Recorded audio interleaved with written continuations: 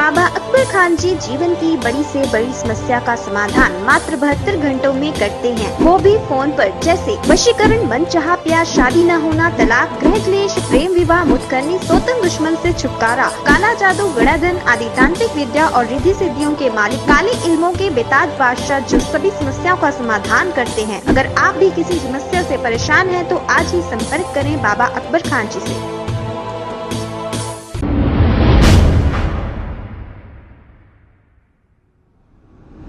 अस्सलाम वालेकुम नाजरीन, मैं हूं मोहम्मद अब्दुल हकीम। आइए देखते हैं आज का ये खबरनामा। केसरा पुलिस स्टेशन हुदूद के इलाके में एक मिल्क टैंकर बेकाबू होकर पलट गई और यह सारा वाक़या सीसीटीवी कैमरों में कैद हो गया।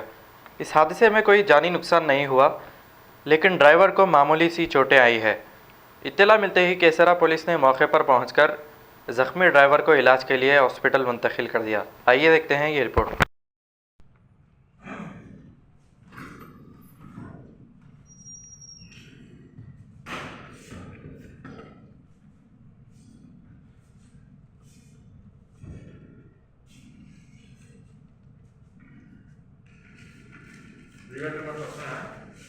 వస్తున్నాను ఈవెంట్ రిపోర్ట్ ఓకే.